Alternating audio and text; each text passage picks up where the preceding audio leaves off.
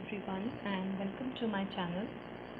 आज का हमारा टॉपिक है केन्सियन थ्योरी ऑफ एम्प्लॉयमेंट, यानी कि केन्स का रोजगार का सिद्धांत।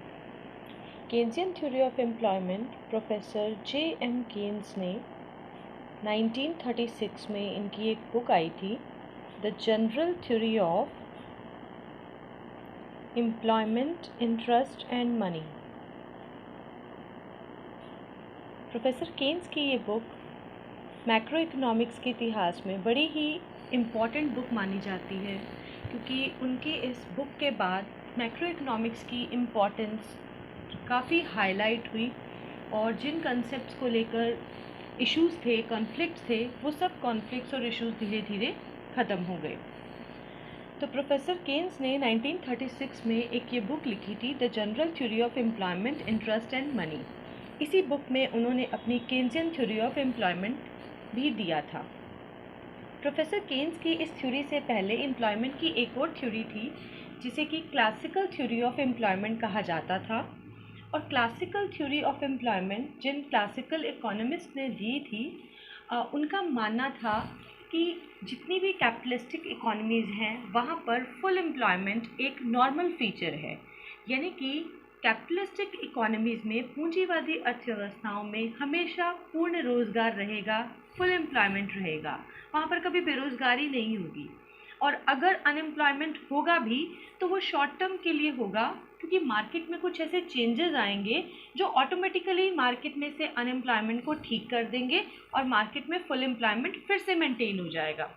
तो प्रोफेसर केन्स ने इसी बात को क्रिटिसाइज़ किया और उन्होंने अपनी इस थ्योरी में जो स्टेटमेंट दी वो उनकी थ्योरी से बिल्कुल ऑपोजिट थी। प्रोफेसर केन्स का मानना था, full employment is not a normal feature of full employment is not a normal feature of capitalistic economies.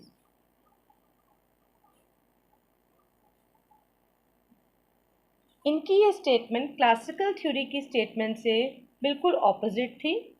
इनका कहना था कि कैपिटलिस्टिक इकोनॉमीज़ में फुल एम्प्लॉयमेंट हमेशा रहे ऐसा ज़रूरी नहीं है, वहाँ अनएम्प्लॉयमेंट हो सकता है और अनएम्प्लॉयमेंट के केस में भी कंट्री में इक्विलिब्रियम, मार्केट में इक्विलिब्रियम की कंडीशन आ सकती है, ऐसा केन्सियन थ्योरी ऑफ एम्प्लॉयमेंट का मानना था।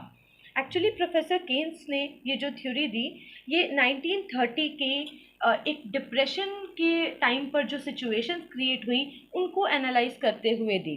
1930 में दुनिया में एक बहुत बड़ा डिप्रेशन आया, जिसे कि ग्रेट डिप्रेशन यानी कि वैश्विक महामंदी का नाम दिया गया।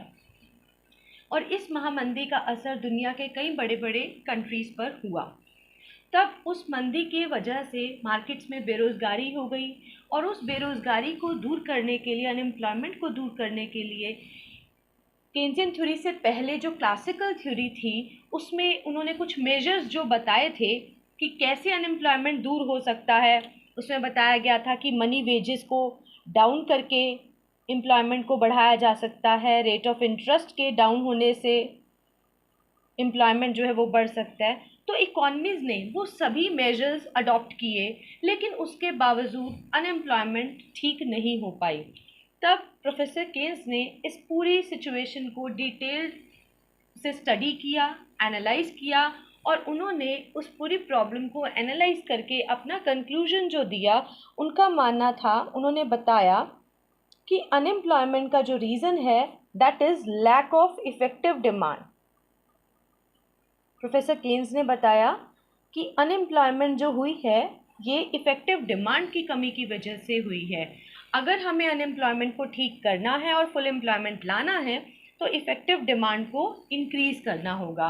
अब यहाँ पर सवाल ये है कि इफ़ेक्टिव डिमांड क्या होती है। इफ़ेक्टिव डिमांड एग्रीगेट डिमांड का वो लेवल है जिसके लिए सप्लाई अवेलेबल है, यानी कि एग्रीगेट डिमांड के जिस लेवल के लिए सप्लाई अवेलेबल है उससे हम इफ़ेक्टिव डिमांड कहते हैं। सपोज़ कि सप्लाई 600 यूनिट्स की है और डिमांड जो है वो 400 यूनिट्स की है, तो 400 यूनिट्स की डिमांड और 400 यूनिट्स की सप्लाई पर ये इक्विलिब्रियम आ सकता है। तो एग्रीगेट डिमांड का 400 का जो लेवल है उसे हम इफेक्टिव डिमांड कहेंगे, क्योंकि 400 की डिमांड मार्केट में इफेक्ट क्रिएट कर सकती है, क्योंकि सिर्फ उतनी ही डिमांड है, तो जो बाकी सप्लाई पड़ी हुई है वो ऐसे ही आइडल पड़ी रहेगी, बेकार पड़ी रहेगी, क्योंकि उसकी डिमांड नहीं है। तो इफेक्ट क्रिएट करने वाली जो डिमांड है वो सिर्फ 400 की है, so that is effective demand. तो प्रोफेसर केन्स ने जो अपने ये एनालिसिस में ये बताया कि अनएम्प्लॉयमेंट का मेन रीज़न है इफेक्टिव डिमांड का कम होना। इफेक्टिव डिमांड डिपेंड करती है एग्रीगेट डिमांड और एग्रीगेट सप्लाई पर। तो अगर हमें अनएम्प्लॉयमेंट को दूर करना है तो हमें इफेक्टिव डिमांड को बढ़ाना होगा, और इफेक्टिव डिमांड को बढ़ाना है तो हमें एग्रीगेट डिमांड को बढ़ाना होगा, क्योंकि इसमें हम चेंज नहीं ला सकते, क्योंकि एक टाइम के बाद एग्रीगेट सप्लाई हमारी कांस्टेंट हो जाती है। तो अगर हमें अनएम्प्लॉयमेंट को दूर करने के लिए इफेक्टिव डिमांड को बढ़ाना है, और इफेक्टिव डिमांड को बढ़ाने के लिए हमारे पास ऑप्शन बचता है एग्रीगेट डिमांड को बढ़ाना। एग्रीगेट डिमांड दो कंपोनेंट्स पे डिपेंड करती है, कंजम्पशन पर और इन्वेस्टमेंट पर। अब कंजम्पशन और इन्वेस्टमेंट, अगर हमें एग्रीगेट डिमांड को बढ़ाना है तो हमें कंजम्पशन और इन्वेस्टमेंट को इंक्रीज करना होगा। बट कंजम्पशन फंक्शन जो है या कंजम्पशन जो है वो शॉर्ट रन में वो भी कांस्टेंट रहता है, इसमें ज़्यादा चेंजेस नहीं होते, ऐसा प्रोफेसर केन्स ने अपने कंजम्पशन फंक्शन के थ्योरी में भी बताया है। तो अगर कंजम्पशन कांस्टेंट रहता है तो दैट मीन्स हम इसको तो इंक्रीज ज़्यादा नहीं कर सकते, तो हमारे पास ऑप्शन बचता है इन्वेस्टमेंट का। तो इन एग्रीगेट डिमांड को बढ़ाने के लिए हमारे पास फिर ऑप्शन है इन्वेस्टमेंट को राइज करना, तो हमें इन्वेस्टमेंट को बढ़ाना होगा। और इन्वेस्टमेंट को बढ़ाना डिपेंड करेगा प्राइवेट सेक्टर पर और पब्लिक सेक्टर पर, कि प्राइवेट सेक्टर इन्वेस्ट करे और पब्लिक सेक्टर इन्वेस्ट करे। लेकिन क्योंकि कंट्री में डिप्रेशन जैसी सिचुएशन है, मंदी है, तो ऐसे केस में कोई भी प्राइवेट सेक्टर अपना इन्वेस्टमेंट नहीं करेगा, वो अपना पैसा कभी भी ब्लॉक करना नहीं चाहेगा। मंदी के वक्त बिजनेसमैन, प्रोड्यूसर्स पैसा ज़्यादा इन्वेस्ट नहीं करते, तो इन्वेस्टमेंट तो बढ़ाना पड़ेगा, लेकिन प्राइवेट सेक्टर इन्वेस्ट नहीं करेगा, तो ऐसे में रिस्पॉन्सिबिलिटी आ जाती है पब्लिक सेक्टर पर। तो ये इन्वेस्टमेंट बढ़ाने की रिस्पॉन्सिबिलिटी आ जाएगी पब्लिक सेक्टर पे, यानी कि गवर्नमेंट पे।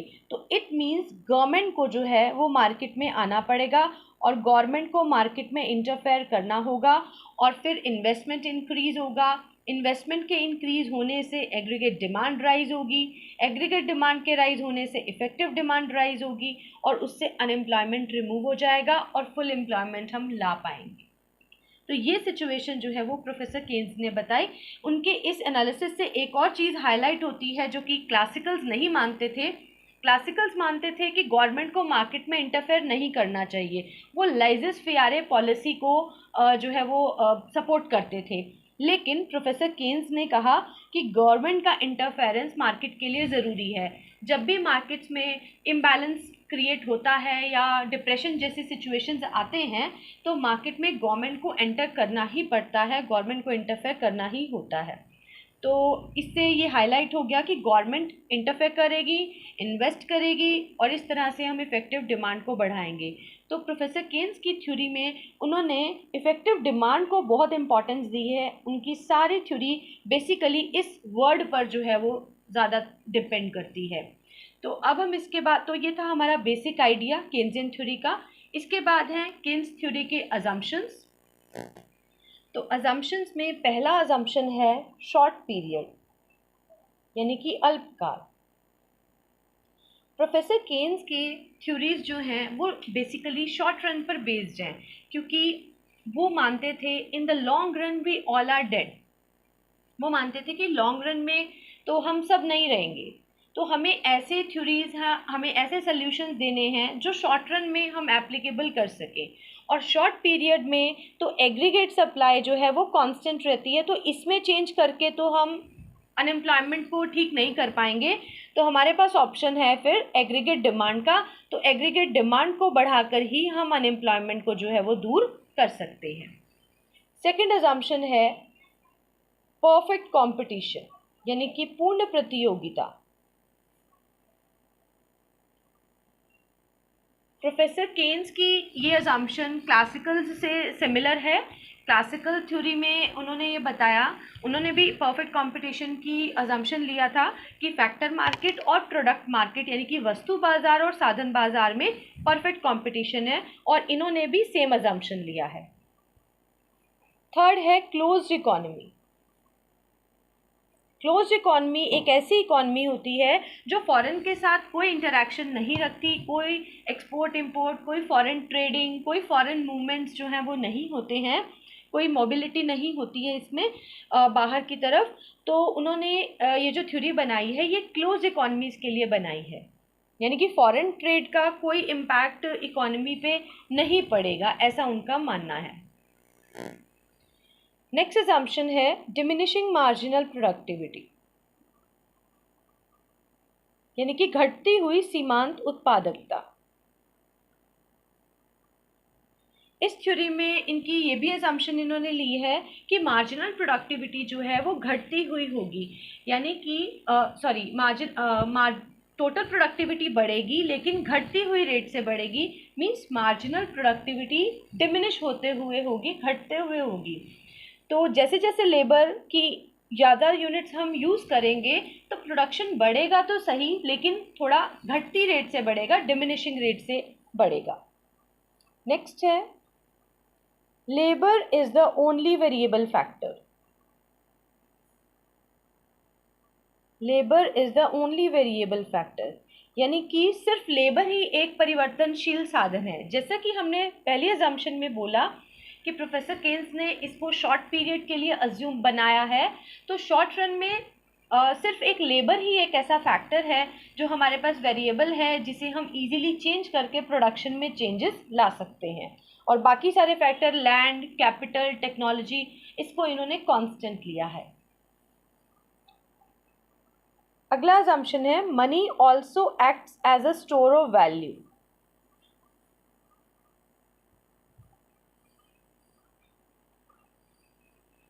मुद्रा द्वारा मूल्य का संचय भी किया जा सकता है। उनकी ये अजम्पशन क्लासिकल से थोड़ी अलग है। क्लासिकल्स जो है ऐसा मानते थे कि मनी जो है वो जस्ट मीडियम ऑफ एक्सचेंज है, लेकिन केन्स कहते थे कि मनी से हम चीज़ों को एक्सचेंज करने के लिए भी यूज़ कर सकते हैं, लेकिन साथ ही साथ मनी को हम वैल्यू, मनी के रूप में हम वैल्यू को स्टोर भी कर सकते हैं। नेक्स्ट असम्पशन है नो टाइम लैग, यानी कि कोई टाइम का कोई गैप नहीं है। इसमें इन्होंने माना है कि जितने भी इकोनॉमिक वेरिएबल्स हैं वो इजीली एक साथ एक ही वक्त पे जो है वो एडजस्ट हो जाते हैं बिना कोई टाइम लूज किए, यानी कि सभी इकोनॉमिक वेरिएबल्स में एक साथ एडजस्टमेंट जो है वो हो जाती है। नेक्स्ट है अंडर एम्प्लॉयमेंट इक्विलिब्रियम, यानी कि अल्प रोजगार संतुलन। इसमें उन्होंने माना है कि इक्विलिब्रियम जो है वो अनएम्प्लॉयमेंट के केस में भी आ सकता है, जबकि क्लासिकल्स का मानना था कि इक्विलिब्रियम हमेशा तभी होगा जब कंट्री में फुल एम्प्लॉयमेंट होगा, यानी कि इक्विलिब्रियम पूर्ण रोजगार की कंडीशन में ही होगा। लेकिन केन्स का मानना था कि इक्विलिब्रियम अनएम्प्लॉयमेंट के होते हुए भी आ सकता है। नेक्स्ट है saving and investment function,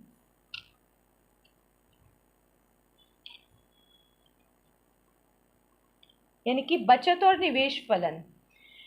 professor Keynes के according saving is a function of income. वो मानते थे कि सेविंग इनकम पे डिपेंड करती है, इनकम होगी तो ही हम सेव कर पाएंगे, इनकम बढ़ेगी तो सेविंग बढ़ जाएगी। और इन्वेस्टमेंट जो है वो फंक्शन है रेट ऑफ इंटरेस्ट का, यानी कि इन्वेस्टमेंट रेट ऑफ इंटरेस्ट पे डिपेंड करता है। नेक्स्ट असम्पशन है interest is a monetary phenomena,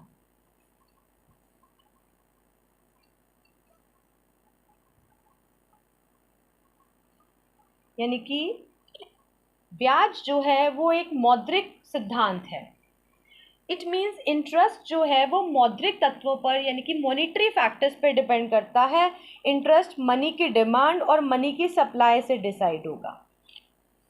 ऐसा उन्होंने अपनी लिक्विडिटी प्रेफरेंस थ्योरी में भी पूरा डिटेल में इसको एक्सप्लेन किया है, लेकिन हम यहाँ पर अजम्पशंस कर रहे हैं केन्जियन थ्योरी में, तो इसमें हमें ज़्यादा डिटेल में नहीं करना। बस हमें इसमें ये जान लेना ज़रूरी है कि इंटरेस्ट जो है वो मनी फैक्टर्स यानी कि मनी की डिमांड और मनी की सप्लाई से डिसाइड होता है।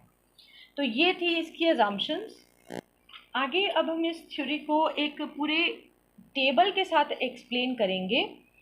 केन्जियन थ्योरी ऑफ एम्प्लॉयमेंट जो है, ये प्रोफेसर केन्स ने एम्प्लॉयमेंट की थ्योरी दी कि कैसे एक कंट्री में एम्प्लॉयमेंट का लेवल डिटरमाइन किया जा सकता है। एम्प्लॉयमेंट की थ्योरी को ही हम इनकम की थ्योरी भी कहेंगे और इसे ही हम आउटपुट की थ्योरी भी कह सकते हैं, बिकॉज एम्प्लॉयमेंट से ही आउटपुट डिसाइड होगा और आउटपुट से इनकम डिसाइड होगी। ठीक है, तो एम्प्लॉयमेंट से आउटपुट जो है वो बन जाएगा और जो हमारा आउटपुट होगा उससे हमारी कंट्री की इनकम जो है वो जनरेट होगी। तो इसलिए एम्प्लॉयमेंट की थ्योरी को हम इनकम की थ्योरी या आउटपुट की थ्योरी भी जो है वो बोल सकते हैं। तो हम यहाँ पर ले रहे हैं, इसीलिए हम स्टार्ट कर रहे हैं नेशनल इनकम से। Income is a function of employment. यहाँ एम्प्लॉयमेंट को एन से शो किया गया है। N denotes employment level. तो कंट्री में जो इनकम लेवल है वो एम्प्लॉयमेंट पे डिपेंड करेगा और employment is a function of effective demand. और एम्प्लॉयमेंट कितना होगा ये इफ़ेक्टिव डिमांड पे डिपेंड करेगा। और इफ़ेक्टिव डिमांड क्या होगी ये डिपेंड करता है, ये वहाँ तय होता है जहाँ एग्रीगेट डिमांड और एग्रीगेट सप्लाई जो है वो डिसाइड होती हैं, इक्वलाइज होती है। तो यहाँ पर हम इस पूरी थ्योरी को एक टेबल की फॉर्म में जो है वो बनाएंगे, जिसमें उसके हर टर्म के बारे में है हम एक्सप्लेन करेंगे। तो इससे ये डिसाइड हो गया कि इनकम या एम्प्लॉयमेंट जो है वो इफ़ेक्टिव डिमांड पे डिपेंड करता है। और इफ़ेक्टिव डिमांड के दो पार्ट हैं, aggregate demand and aggregate supply. तो इफ़ेक्टिव डिमांड क्या होता है, ये डिमांड का वो लेवल है जहाँ पर ये दोनों इक्वल होते हैं। अब हम इनके बारे में पढ़ेंगे कि एग्रीगेट सप्लाई क्या और एग्रीगेट डिमांड क्या और इसके अंदर कौन से कंपोनेंट्स आते हैं। एग्रीगेट सप्लाई का मतलब है, इसको हम इनकम भी बोल सकते हैं, क्योंकि देश में जितनी भी गुड्स और सर्विसेज बनी हैं उनकी मार्केट वैल्यू जो होगी उससे जो है वो एग्रीगेट सप्लाई जो है वो तय होगी। तो एग्रीगेट सप्लाई के अंदर दो चीज़ें आती हैं। तो गुड्स और सर्विसेज की जो वैल्यू है उसमें दो पार्ट्स होते हैं।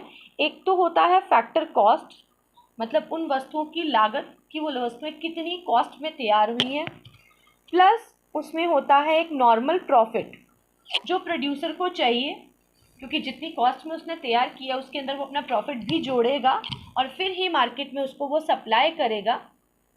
तो फैक्टर कॉस्ट और नॉर्मल प्रॉफिट का कॉम्बिनेशन जो होता है वो हमारा एग्रीगेट सप्लाई बनता है। अब हम बात करते हैं एग्रीगेट डिमांड की।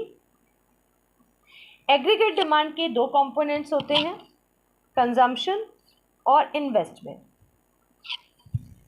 एग्रीगेट डिमांड क्या होता है, एग्रीगेट डिमांड का मतलब है कि एक कंट्री में एक साल में लोग वस्तुओं और सेवाओं पर, गुड्स और सर्विसेज पर जितना भी पैसा खर्चने के लिए तैयार हैं, जितनी चीज़ों की वो डिमांड कर रहे हैं, जितनी वैल्यू की चीज़ों की या उन पर पैसा खर्चने के लिए तैयार हैं, उस वैल्यू को हम एग्रीगेट डिमांड कहते हैं। इसके दो कंपोनेंट्स हैं, कंजम्पशन और इन्वेस्टमेंट। लोग अपना पैसा दो चीज़ों पर खर्चते हैं, कंज्यूमर गुड्स पर या कैपिटल गुड्स पर। ऐसा दो ब्रॉड कैटेगरीज बना दिया गया है कि कंजम्पशन एक्सपेंडिचर हो सकता है और एक होता है इन्वेस्टमेंट एक्सपेंडिचर। कंजम्पशन एक्सपेंडिचर क्या है, जब लोग अपनी नीड्स को फुलफ़िल करने के लिए, सेटिस्फाई करने के लिए कंज्यूमर गुड्स पर जो पैसा खर्चते हैं उसे हम कंजम्पशन एक्सपेंडिचर कहते हैं। और कैपिटल गुड्स पर जो पैसा खर्चा जाता है, यानी कि प्रोडक्शन के पर्पस से और कमाई के पर्पस से जब हम कैपिटल गुड्स पे पैसा खर्च करते हैं तो उसे इन्वेस्टमेंट कहते हैं। सीधा सीधा इन्वेस्टमेंट को हम ऐसे भी बोल सकते हैं, increase in capital stock. Capital stock में जो हमारा चेंज आता है या जो इंक्रीज होता है उसे हम इन्वेस्टमेंट बोलते हैं। अब कंजम्पशन आगे दो चीज़ों पर डिपेंड करता है, one is propensity to consume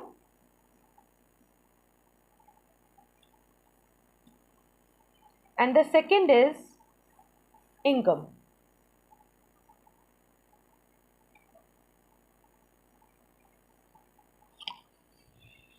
Propensity to consume and national income. Propensity to consume का मतलब होता है कि हम अपनी इनकम का कितना हिस्सा खर्चने को तैयार हैं, उसे प्रोपेंसिटी टू कंज्यूम कहा जाता है। और इनकम मैंने आपको बता दिया कि खर्च जो है वो हमारा प्रोपेंसिटी टू कंज्यूम के साथ साथ इनकम पर भी डिपेंड करता है। तो इसीलिए हम इसको ऐसे लिख सकते हैं, consumption is a function of income, क्योंकि इनकम होगी तो हम खर्च करेंगे, और इनकम जब बढ़ती है तो हमारा खर्च बढ़ता है, और इनकम जितनी बढ़ती है खर्च उससे थोड़ा कम बढ़ता है। ये भी प्रोफेसर केन्स का एक लॉ है जो कि साइकोलॉजिकल लॉ ऑफ कंजम्पशन जिसे हम कहते हैं, और हम उसी का ही एक चीज़ पॉइंट इसमें हम ऐड कर रहे हैं। उन्होंने बताया है कि जब इनकम बढ़ती है तो कंजम्पशन भी बढ़ता है, लेकिन इनकम जितना बढ़ता है कंजम्पशन उससे थोड़ा कम इंक्रीज होता है। प्रोपेंसिटी टू कंज्यूम होती है कि हम अपनी इनकम का जितना हिस्सा खर्च करते हैं। प्रोपेंसिटी टू कंज्यूम दो तरह की होती है, one is average propensity to consume जिसे हम APC लिखते हैं, और एक होता है मार्जिनल प्रोपेंसिटी टू कंज्यूम जिसे हम MPC से लिखते हैं। एवरेज प्रोपेंसिटी टू कंज्यूम होता है कि हम अपनी टोटल इनकम में से टोटल जितना खर्च कर देते हैं उसे एवरेज प्रोपेंसिटी टू कंज्यूम कहते हैं। और मार्जिनल प्रोपेंसिटी टू कंज्यूम का मतलब है हमारी इनकम में चेंज आने से हमारे कंजम्पशन में जो चेंज आता है उसे हम मार्जिनल प्रोपेंसिटी टू कंज्यूम कहते हैं। तो एग्रीगेट डिमांड के दो पार्ट्स हैं जिसमें से हमने कंजम्पशन का पार्ट कर लिया। अब हम बात करते हैं इन्वेस्टमेंट की।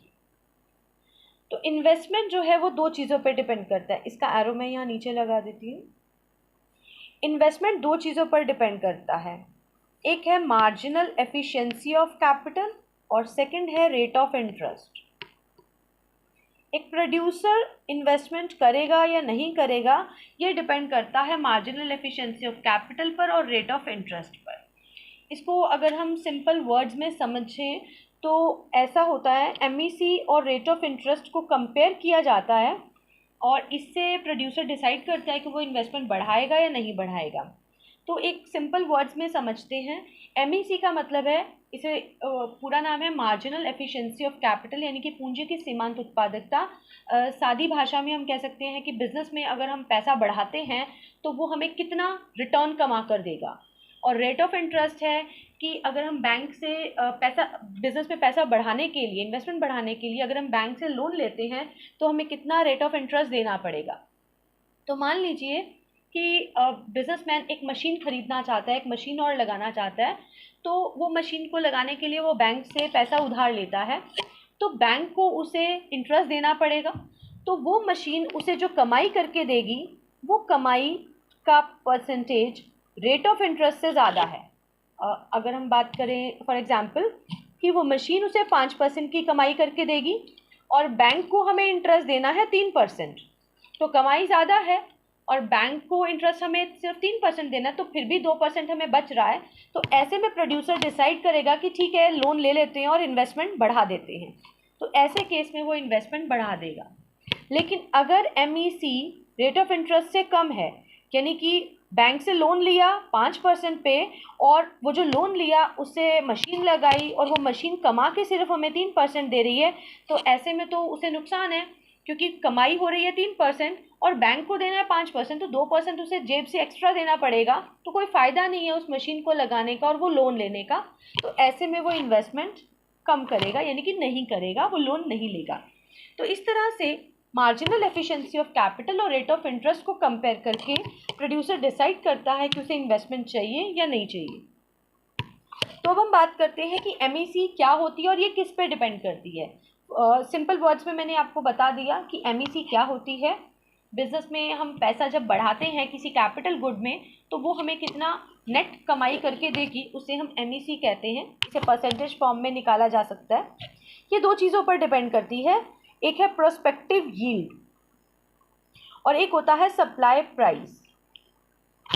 प्रोस्पेक्टिव यील्ड का मतलब है कि यील्ड यानी कि इनकम, और प्रोस्पेक्टिव जो हम एक्सपेक्ट कर रहे हैं, जो हम प्रोस्पेक्ट कर रहे हैं, मतलब जो मशीन हम लगाना चाह रहे हैं वो मशीन हमें जो कमाई करके देगी उसका जो हम एक एक्सपेक्टेशन लगाते हैं, तो उसे हम प्रोस्पेक्टिव यील्ड कहते हैं। मान लीजिए कि जो मशीन हम लगाना चाह रहे हैं वो 10 साल तक हमारे पास रहेगी, वो उसकी लाइफ टाइम 10 साल है, तो वो 10 साल में कितना कमा के देगी उसका हम एक आइडिया लगा लेंगे कि एक साल में वो अगर 1 लाख रुपए कमा के देती है, 1 लाख रुपए का काम करके देती है, तो 10 साल में वो हमें 10 लाख रुपए तक का तो काम करके दे देगी। तो ये हम जो एक आइडिया लगाते हैं उसे प्रोस्पेक्टिव यील्ड कहते हैं। और सप्लाई प्राइस क्या होगा कि जब वो मशीन 10 साल बाद ख़त्म हो जाएगी, जैसे कि मैंने पहले बताया कि अगर हम ये अज्यूम कर लें कि मशीन का लाइफ टाइम 10 साल का है, तो 10 साल के बाद वो मशीन ख़त्म हो जाएगी, कंडम हो जाएगी, तो उसे रिप्लेस करना पड़ेगा। तो रिप्लेस करने पर खर्च आएगा, उस नई मशीन खरीदनी पड़ेगी, तो उस ब्रांड न्यू मशीन की जो कॉस्ट होगी उसे हम सप्लाई प्राइस कहते हैं। तो प्रोस्पेक्टिव यील्ड में से सप्लाई प्राइस को डिडक्ट करके जो वैल्यू बचेगी वो हमारी नेट कमाई होगी, जिसे हम मार्जिनल एफिशिएंसी ऑफ कैपिटल कहेंगे उस मशीन का। और अब आते हैं रेट ऑफ इंटरेस्ट पे। रेट ऑफ इंटरेस्ट क्या होता है? रेट ऑफ इंटरेस्ट मनी की कॉस्ट है। जैसे हम किसी की ज़मीन जो है वो उधार लेते हैं, तो हम बदले में उसकी ज़मीन को यूज़ करने के बदले में किराया देते हैं। ऐसे ही जब हम किसी का पैसा यूज़ करते हैं, मनी की सर्विसेज लेते हैं, तो उस मनी की सर्विसेज के बदले में जो कॉस्ट हम पे करेंगे वो होगा इंटरेस्ट, और जिस परसेंटेज पे वो देंगे वो that will be rate of interest. तो अजम्पशंस में भी, जैसे लास्ट अजम्पशन में मैंने बताया कि interest is a monetary phenomena, यानी कि ब्याज एक मौद्रिक तत्व है। तो रेट ऑफ इंटरेस्ट दो चीज़ों पर डिपेंड करती है, एक है मनी की डिमांड और एक है मनी की सप्लाई। मनी की सप्लाई गवर्नमेंट अथॉरिटीज़ डिसाइड करती हैं, क्योंकि मनी जो इशू की जाती है वो इशू की जाती है आरबीआई के द्वारा और गवर्नमेंट ऑफ इंडिया के द्वारा, तो इसे गवर्नमेंट जो है वो डिसाइड करती है। और मनी की सप्लाई एक पॉइंट ऑफ टाइम पर कांस्टेंट होती है। और मनी की डिमांड का मतलब है कि हम अपने पास कैश में रखने के लिए कितने पैसे की डिमांड करते हैं। इसे लिक्विडिटी प्रेफरेंस भी कहा है प्रोफेसर केन्स ने, कि हम अपने पास कितनी लिक्विडिटी रखना प्रेफर करेंगे। लिक्विडिटी मीन्स कैश को रखना हम प्रेफर करेंगे, उसे मनी की डिमांड कहते हैं। हम मनी की डिमांड 3 मोटिव्स से करते हैं according to professor Keynes. Transaction के लिए, जिसे हम ट्रांजैक्शन डिमांड फॉर मनी कहते हैं। सेकंड है प्रिकॉशन के लिए, जिसे हम प्रिकॉशन डिमांड फॉर मनी कहते हैं। और एक है स्पेकुलेशन के लिए, जिसे हम स्पेकुलेशन डिमांड फॉर मनी कहते हैं। अकॉर्डिंग टू प्रोफेसर केन्स, लोग अपने पास कैश 3 पर्पसेस से रखते हैं। ट्रांजैक्शन के लिए, डेली के खर्चों के लिए हम अपने पास कैश रखते हैं। दूसरा प्रिकॉशन, इमरजेंसी के लिए हम अपने पास कैश रखना चाहते हैं, उन्हें इमरजेंसी से निपटने के लिए। और तीसरा है स्पेकुलेशन। जब ट्रांजैक्शन के लिए रख लिया, प्रिकॉशन के लिए रख लिया, तो उसके बाद हम सरप्लस कैश अपने पास क्यों रखेंगे? वो रखेंगे स्पेकुलेशन के लिए, यानी कि फ़ायदा कमाने के लिए, कि जो पैसा हमारे पास एक्स्ट्रा पड़ा है उसे हम किसी इन्वेस्टमेंट स्कीम्स में लगा दें या शेयर्स में लगा दें, बॉन्ड्स में लगा दें, ताकि उससे हमें कुछ एक्स्ट्रा रिटर्न आए। उसे स्पेकुलेशन डिमांड फॉर मनी कहते हैं। स्पेकुलेशन इसलिए क्योंकि ये सट्टेबाजी है, उसमें हमारा इंटरेस्ट अच्छा भी आ सकता है और थोड़ा डाउन भी जा सकता है, तो उसमें हमें कोई फिक्स एस्टीमेट हमारे पास नहीं होता, तो इसलिए इसे स्पेकुलेशन डिमांड फॉर मनी कहा गया, क्योंकि वो हम प्रॉफिट कमाने के उद्देश्य से जो है वो अपने पास रखते हैं। तो ये प्रोफेसर केन्स की जो ये थ्योरी है एम्प्लॉयमेंट की, इसको हम पूरे इस चार्ट में उन्होंने हर एक टर्म को जो है वो डाला है। इसमें अब हम ये सारा इसका थीम जो है वो करेंगे। इनकम डिपेंड करती है एम्प्लॉयमेंट पे, एम्प्लॉयमेंट डिपेंड करता है इफेक्टिव डिमांड पर। इफेक्टिव डिमांड 2 चीज़ों पर डिपेंड करती है, एग्रीगेट डिमांड और एग्रीगेट सप्लाई पर। एग्रीगेट सप्लाई शॉर्ट रन में कांस्टेंट रहती है, तो अगर इफेक्टिव डिमांड को बढ़ाना है और एम्प्लॉयमेंट को बढ़ाना है तो इसको तो चेंज नहीं किया जा सकता, तो हमारे पास ऑप्शन बचता है एग्रीगेट डिमांड। अब एग्रीगेट डिमांड को बढ़ाना है तो उसके लिए हमें कंजम्पशन और इन्वेस्टमेंट को इंक्रीज करना होगा। लेकिन कंजम्पशन जिन फैक्टर्स पर डिपेंड कर रही है, लाइक प्रोपेंसिटी टू कंज्यूम पर बहुत ज़्यादा इफेक्ट जो है वो डिपेंड करती है, जो कि इसके अंदर सब्जेक्टिव और कुछ ऑब्जेक्टिव फैक्टर्स आते हैं, साइकोलॉजिकल फैक्टर्स आते हैं। इंसान की खर्च करने की प्रवृत्ति, खर्च करने का तरीका, ढंग, उसको शॉर्ट रन में इतनी जल्दी वो चेंज नहीं हो सकता, तो कंजम्पशन रहता है ऑलमोस्ट कांस्टेंट। तो अब आ जाते हैं इन्वेस्टमेंट पर, तो हमारे पास ऑप्शन बचता है सिर्फ इन्वेस्टमेंट को बढ़ाने का।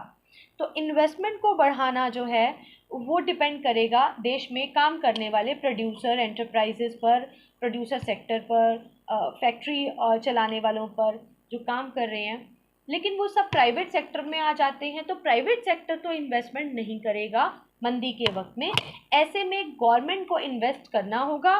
गवर्नमेंट इन्वेस्ट करेगी तो एग्रीगेट डिमांड बढ़ेगी, एग्रीगेट डिमांड बढ़ेगी तो इफेक्टिव डिमांड बढ़ जाएगी, और वो जो इफेक्टिव डिमांड की कमी हुई थी वो पूरी हो जाएगी, और उसके पूरे होते ही एम्प्लॉयमेंट का लेवल सही आ जाएगा, और उससे इनकम का लेवल भी जो है वो इम्प्रूव हो जाएगा। तो इस तरह से उन्होंने इसमें ये थीम दिया है कि अनएम्प्लॉयमेंट का मेन रीज़न है लैक ऑफ इफेक्टिव डिमांड, और इन्वेस्टमेंट को बढ़ा के हम इस इफेक्टिव डिमांड की कमी को दूर कर सकते हैं और एम्प्लॉयमेंट को बढ़ा सकते हैं। तो ये था इसका एक्सप्लेनेशन। अभी हम इसको एक डायग्राम के साथ और एक और टेबल के साथ जो है वो एक्सप्लेन करेंगे, वो हम इसके नेक्स्ट पार्ट में करेंगे। आज के लिए यहीं तक। Thank you very much.